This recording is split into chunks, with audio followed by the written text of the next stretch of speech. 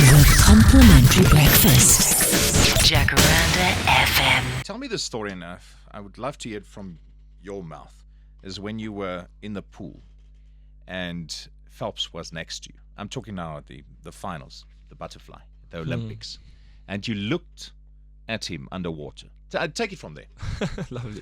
Well, what happened was when we came into the last 50, I just remember knowing that, look, I have to go 50 meters, otherwise the dream's over, you know? So when I touched the wall, I just remember trying to hold my breath. You know, it's really hard, especially after you've done a 150, you know? The last turn is always the hardest, and I knew that I had to be like Michael, because that's what he does. He goes underwater far and he comes past his opponents, and, you know, I had the best last turn. I caught him a little bit, I came up next to him, and I just remember, you know, I looked underwater. I looked at Michael to my left, and then I looked to the right, and I'm like, okay, I've got the silver. And then I looked back at Michael, I'm like, yeah, I'm coming for you, boy. Came up. I started, you know, just really trying my best to just try catch him, and, you know, I think with 15 meters or so to go, I had one slight glance over, you know, in the pool, like a slight little look over to the left, and I think that's the moment where I really believed that I was going to win this race. And, you know, even when I touched the race, I still didn't believe that I'd won, because I thought I just got a narrow silver, and I'm like, so close.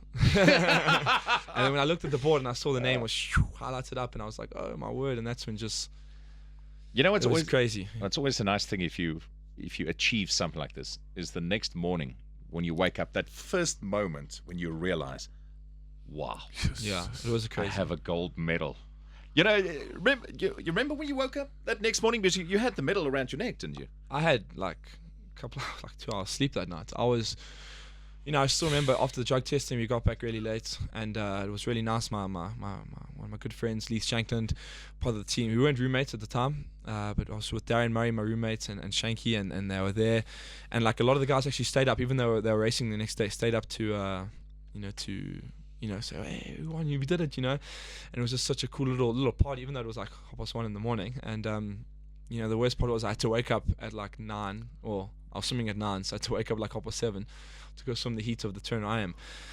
And that was probably one of the hardest races for me, because I was so tired. I sprinted, and I squeaked it and came like 14th for the semis, and then you made the final the next night, or the night.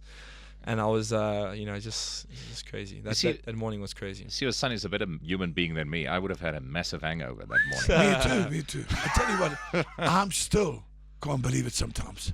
He's got a gold medal. I promise you. That medal's not hanging in the bar here, but no, it's in there. We've got a replica. We got one. We got a replica in the bar. Yeah. The complimentary breakfast.